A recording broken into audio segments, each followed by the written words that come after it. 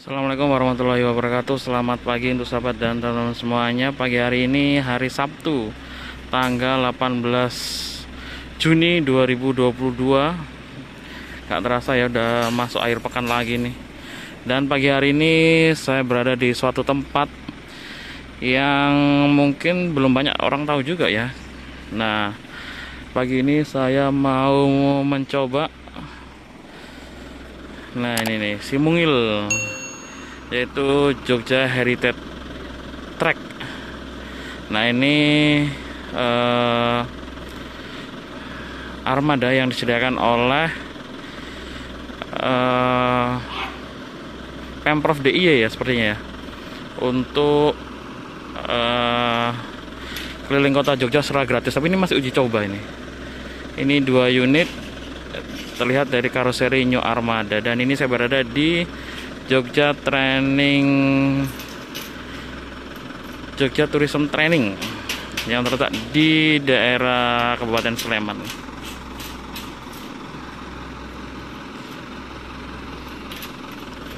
Dan katanya jam 9 mulai start awalnya. Sekarang jam 9 kurang 10 menit.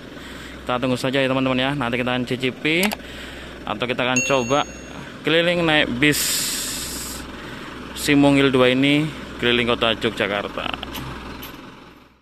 Jadi tidak berhenti di Malioboro, tidak berhenti di keraton sendiri-sendiri, tidak. Nanti akan berjalan beriringan, hanya nama saja seperti itu. Ya. Mungkin monggo ada yang mau ke toilet terlebih dahulu. Toilet di sebelah sini ada, atau di luar di sebelah sana belok kanan itu juga ada. Sambil kita menunggu rombongan, kita tunggu 5 menit ya. Terima kasih. Kurang satu. Nah, ini kita sebelum berangkat dibagikan kokat ya, ID card sebagai peserta Jogja Heritage. Ya, ini masih uji coba Mas, betul. Kemarin sudah. Oke, kita mulai. Monggo, Mas sama Mbak bisa dikenakan dulu seatbeltnya. Oke. Merah atau ya? Betul. Merah Jadi kita pesona. berangkat terlebih dahulu, ya. Dan ini tadi sudah sempat di briefing juga ya, untuk base merah Malioboro ini tidak berhenti di Malioboro ya. Jadi itu hanya penamaan saja. Jadi nanti tetap kita rutenya sama seperti base yang ada di sebelah. Dan ini ada 2 bis yang jalan ya. Bisa dada dulu ya. Dadah. Nanti juga ketemu sih. Oke, ya kita buka. Bismillahirrahmanirrahim. Assalamualaikum warahmatullahi wabarakatuh. Waalaikumsalam. Sugeng Enjing ya, Mas Mbak Sedoyo, Sugeng Rawuh wonten Bus Jogja Heritage Track. Selamat datang Mas sama Mbak semuanya ya.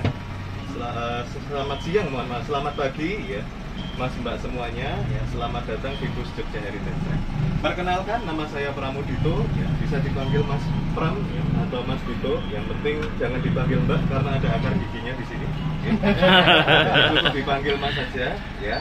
Nah, ini saya tidak sendirian di sini, saya bersama rekan saya, Pramudi yang handal, nih ya, namanya, sebentar, saya tanya dulu.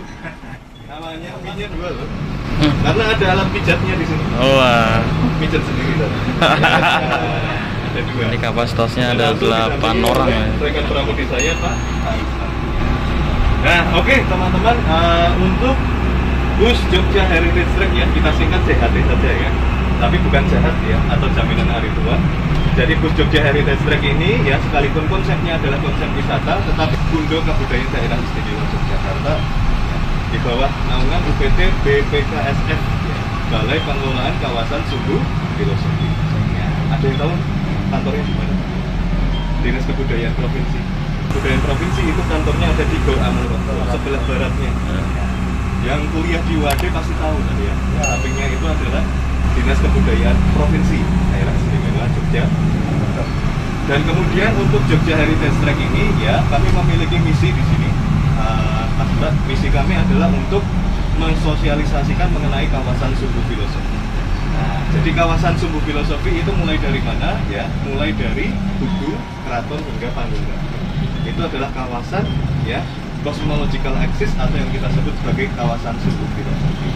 Ya, kenapa kok begitu penting gitu kawasan Tugu sampai Panggunggan itu ya? Karena itu adalah kawasan bersejarah, landmark sekaligus masterpiece dari sang raja, yaitu Sri Sultan Hamengkubuwono I. Ya, Ya. Di mana ya dari keseluruhan bangunan tadi itu ada filosofi-filosofinya. Bahkan tumbuh-tumbuhan, tumbuh-tumbuhan yang ditanam di area sumbu filosofi tersebut itu juga syarat akan makna. Seperti apa? Nanti kita bahas ya ketika kita sudah mulai memasuki di elemen pertama tubuh yang ada. Tapi nyon sewu ya, fitur autopilotnya belum bisa berfungsi. Ya, jadi masih disopiri manual oleh Pak Russo. Ya. Nah, terus kemudian ada CCTV itu di sebelah belakang, kanan sama di depan. Jangan khawatir ya, kegiatan ini tidak dipantau langsung oleh Dinas Kebudayaan. Yang memantau hanya Pak Ruslan. Untuk faktor keamanan yang ada di sekeliling bus Jogja Heritage. Kemudian ada alat pemecah kaca ini, Mas Mbak, di sebelah kiri sama di sebelah kanan, yang digunakan dalam kondisi emergency. Jangan digunakan sekarang, ya. Masih baru, belum di launching kacanya sudah pecah. Jangan ya, jadi digunakan hanya pada saat kondisi darurat saja. Dan ada alat pemadam api ringan di sebelah kanan yang juga digunakan dalam kondisi darurat. Nah, tidak lupa juga seatbelt selalu dikenakan ke kakak-kakak semuanya ya. Kenapa? Karena jalanan di Yogyakarta tidak semulus kulitnya Lucinta Luna. Aku merinding tenan lagi. Merinding tenan ini. Jadi sekarang masih dipakai itu digunakan untuk mengukur banyaknya pengunjung saja. Ya, setiap tab satu pengunjung seperti itu. Oke. Nah, untuk materi sumbu filosofi. Jadi ini kita akan belajar sejarah gitu. Nanti monggo kalau misalnya ada pertanyaan bisa ditanyakan apapun kecuali status saya sama Pak Rus. Nah, ini adalah peta konsep kota Yogyakarta. Wah, luar biasa ini. Mas tinggalnya di mana? Oh, di Jakarta. Oh, di Jakarta enggak kelihatan ya di atas ini gitu. Konsepnya apa? Yang pertama ini ya, ada Gunung Merapi, Keraton dan Pantai Laut Selatan. Nah, konsep Gunung Merapi, Keraton, dan Pantai Laut Selatan ini adalah konsep sumbu imajiner. Disebutnya sebagai sumbu imajiner. Ya. Jadi sumbu imajiner, kenapa? Karena memang sumbunya atau garisnya itu imajinari. Tidak ada garis lurus. Ya. Jadi wilayah keratonnya ini agak geser di sebelah barat. Sedangkan Gunung Merapi sama pantai selatannya itu memang satu garis lurus. Ya.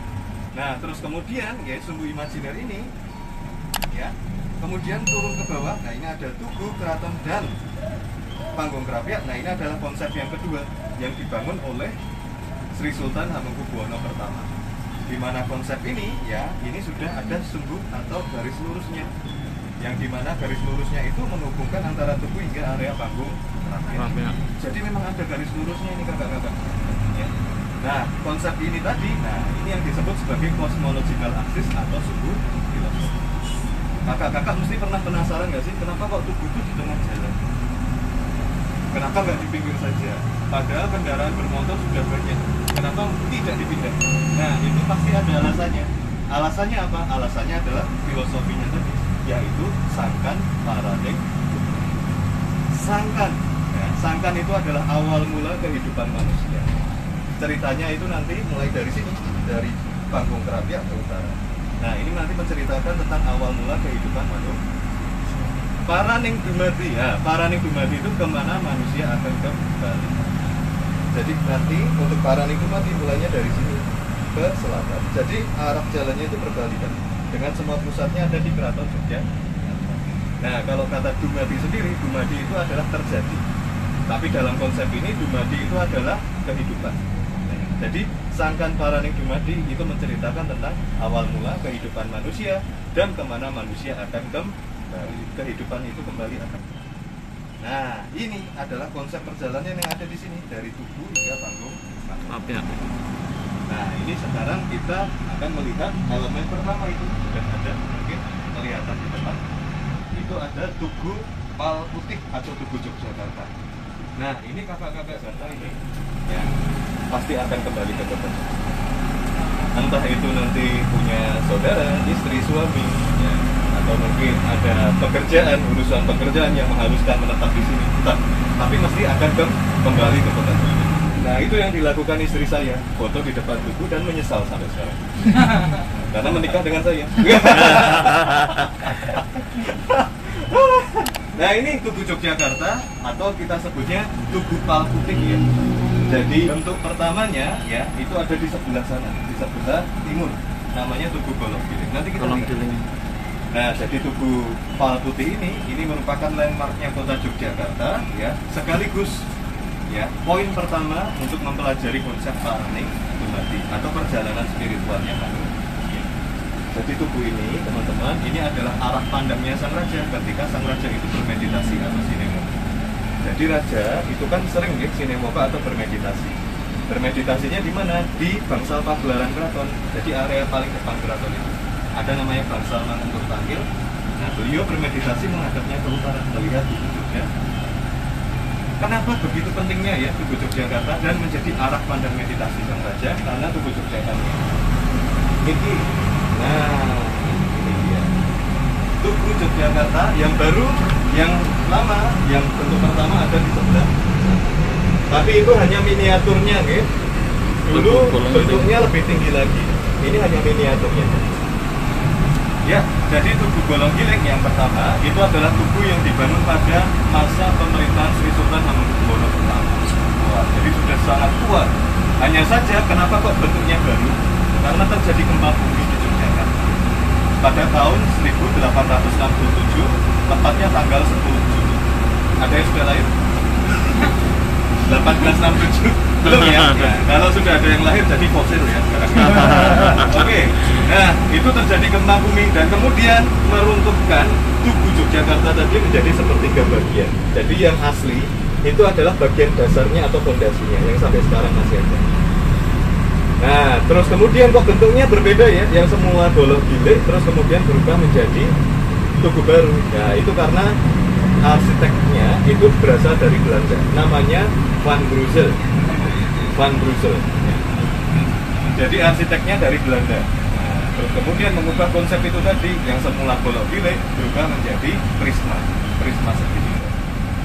Nah, terus kemudian di sini ini adalah Jalan Margo Utomo. Ini adalah jalan pertama yang harus manusia lewati ya ketika mempelajari konsep paraning dumadi. Jadi ini adalah jalan keutamaan di mana manusia ya yang akan menuju ke Sang Pencipta itu harus melewati jalan keutamaan yang memegang teguh prinsip-prinsip agama.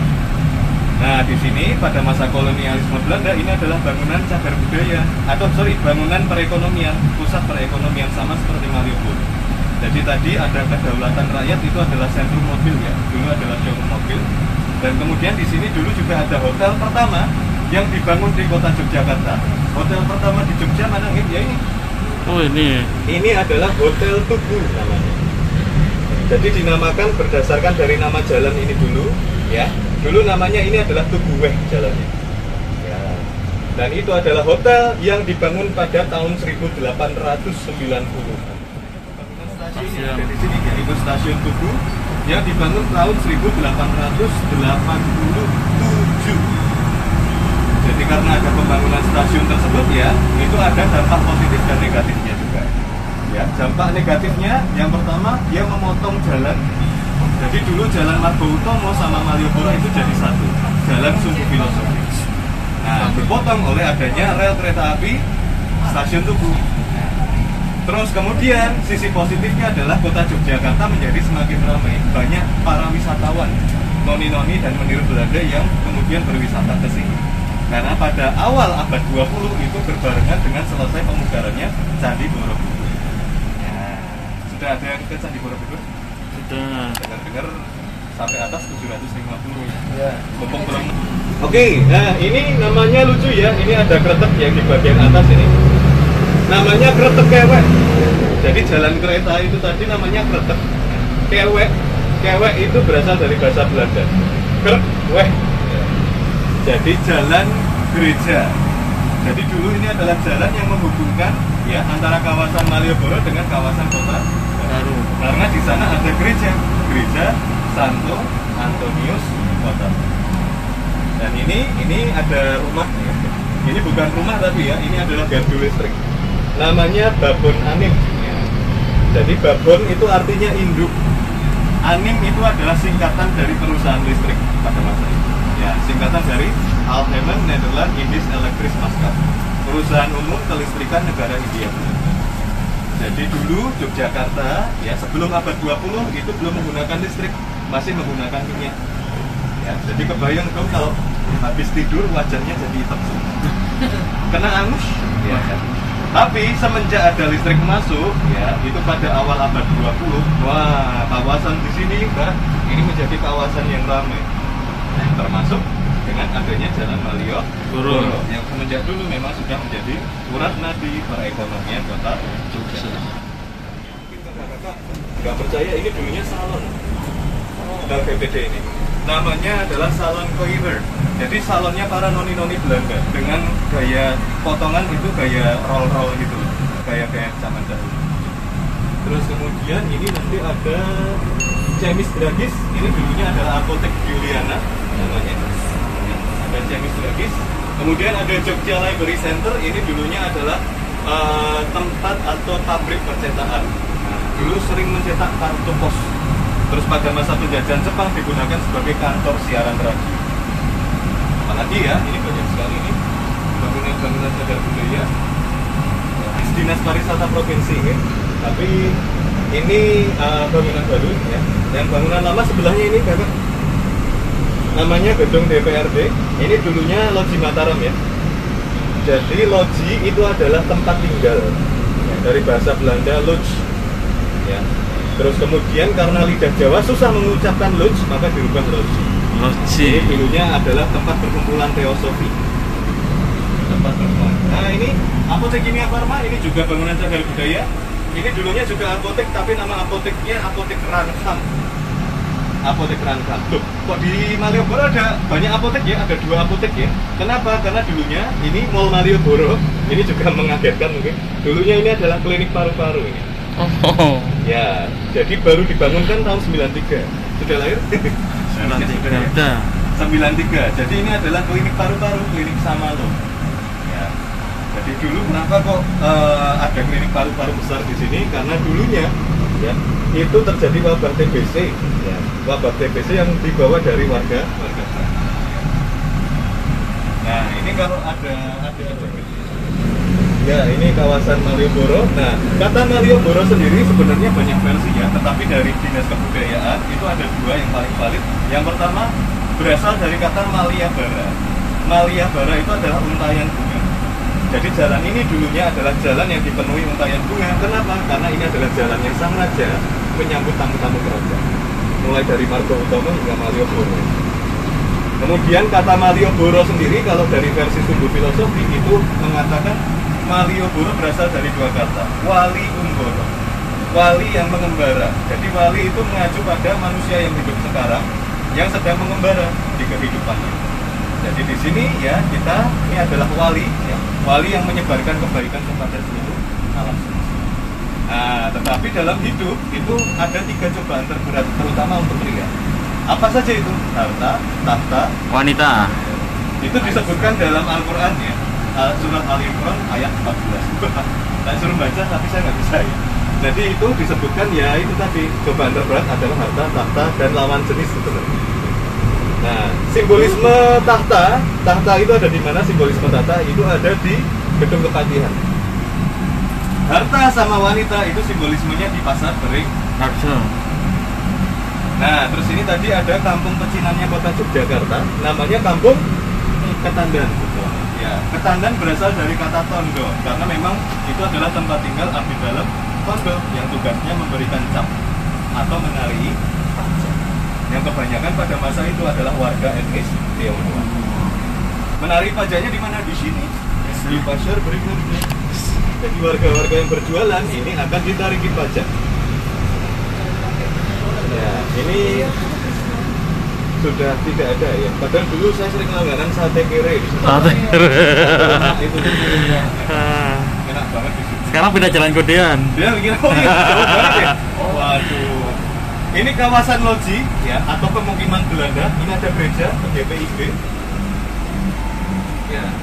GPIB, Gereja Protestan Indonesia Barat. Ini adalah gereja yang dibangun tahun 1800-an. Ini adalah kawasan pemukiman Belanda ini, namanya kawasan loji ya. Jadi dulu warga Belanda tinggal pertama di Indonesia di mana? Di sini, di Benteng Brandenburg. Wah ini Mas Mbak beruntung tidak bawa kendaraan bermotor ya. Kayaknya ada cegatan atau apa gitu. Atau ada tamu kenegaraan, mohon maaf. Oh iya. Tadi ada, iya betul. Presiden Jerman. Ada, ya Presiden Jerman. Oh kemarin? Hari ini tuh. Oh hari ini. landing. Oh, Kemarin tuh ya. Masya Allah. Iya. Iya, iya, iya. Sekarang baru ke keraton ya? Wah. Benteng Brandenburg itu namanya Benteng Restenburg. Resten itu artinya istirahat. Karena memang kawasan Benteng Brandenburg hingga kawasan Taman Budaya itu adalah kawasan loji, kawasan pemukiman Belanda. Terus kemudian yang di sebelah sini ini adalah Gedung Agung. Kenapa kok ada gedung kepresidenan atau gedung agung di sini ya? Padahal kita bukan ibu kota negara. Pernah menjadi ibu kota, betul. Pada masa agresi militer Belanda tahun berapa? 1947 hingga 1949. Walaupun cuma 2 tahun tapi membekas. Dan ada gedung agung. Ya, kemarin Pak Presiden Jokowi pernah di sini ya, pernah sholat.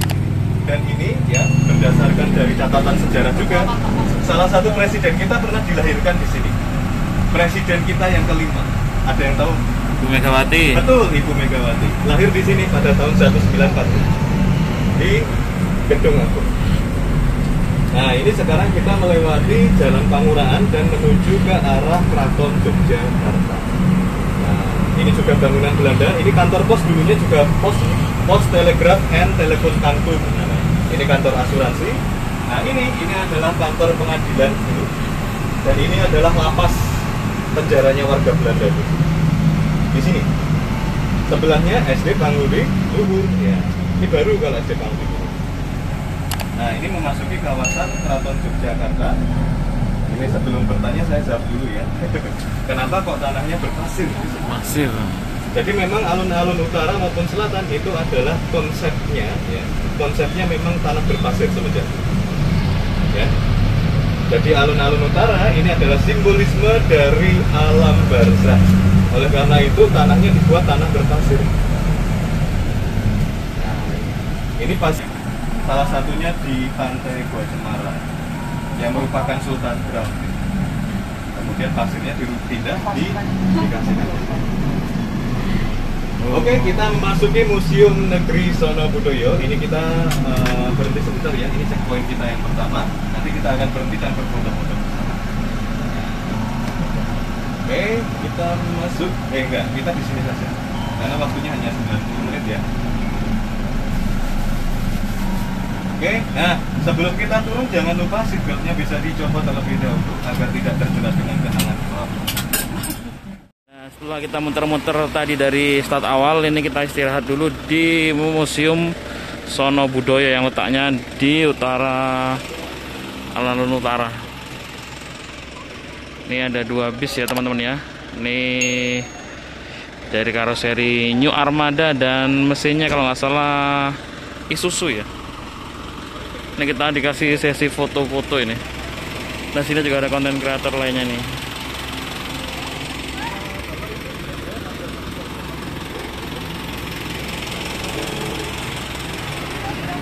Kasih foto-foto ya.